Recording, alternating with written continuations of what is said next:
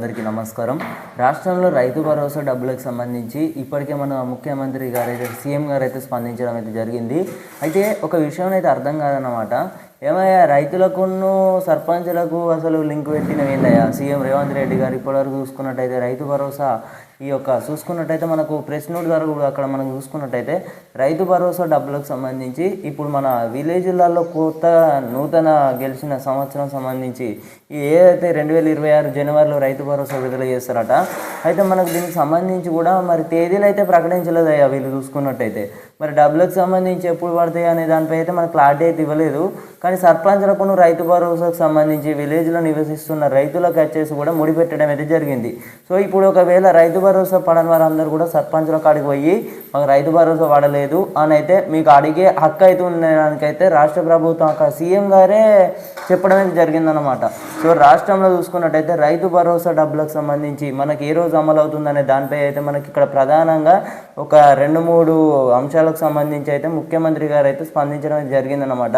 ఈ ZPTC MPTC ఎన్నికల తర్వాత రైతు భరోసా పడతాయా, ఈ ఎన్నికల కంటే ముందే రైతు భరోసా వేస్తారా అనే సంబంధించి విషయంలోకి అయితే వెళ్ళినట్టయితే రాష్ట్ర ప్రభుత్వం ఇప్పటికే చూసుకున్నట్టయితే రైతు భరోసా డబ్బులకు సంబంధించి అటు వ్యవసాయ శాఖల మంత్రి గారు అయితే అక్కడ మనం చూసుకున్నట్టయితే అయినా గారు అయితే సాటిలైట్ సర్వే తర్వాతనే రైతు భరోసా అంటే అయితే మనకు అక్కడ క్లారిటీ అయితే ఇవ్వడం అయితే జరిగిందనమాట. మరి ఈయనేమో ఈ సర్పంచులతో కానివ్వచ్చు రైతు భరోసా తండాలు గూడాలు ఇట్లా చెప్పుకుంటా ఈ రైతు భరోసాకు సంబంధించి అయితే ముగింపు అయితే ఇవ్వడం జరిగిందనమాట.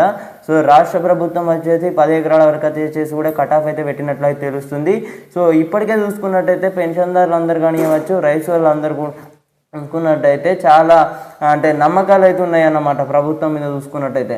ఇప్పటికే రైతు సోదరులందరికీ కూడా నమ్మకం అయితే పోయింది. కానీ రాష్ట్ర ప్రభుత్వం వచ్చేసి కూడా మన ముఖ్యమంత్రి గారు అయితే స్పందించిన తర్వాత రైతు భరోసా డబ్బులు అనేవి పడతాయి అనేది ఇప్పుడే చూసుకున్నట్టయితే ఒక డబ్బులకు సంబంధించి కూడా ఇప్పుడిప్పుడే ఇన్ఫర్మేషన్ వచ్చేసి కూడా బయటకు అయితే రావడమే జరిగిందన్నమాట. రైతు భరోసా చూసుకున్నట్టయితే మనకు జనవరిలో రైతు భరోసా నూతన సంవత్సరం కింద ఈ సంక్రాంతికి రైతు భరోసా నిధులు విడుదల చేస్తారా అనే దానిపై అయితే మనకి ఇప్పటికి కూడా ఒక క్లారిటీ అనేది ఇవ్వలేదన్నమాట.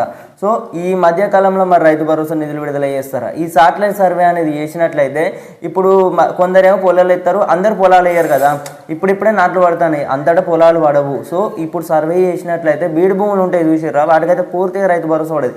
అరే ఇప్పుడు మొత్తానికి సాగు చేయరు చూసిర్రా, వాటికి వచ్చేసి రైతు భరోసా కట్ చేస్తారట.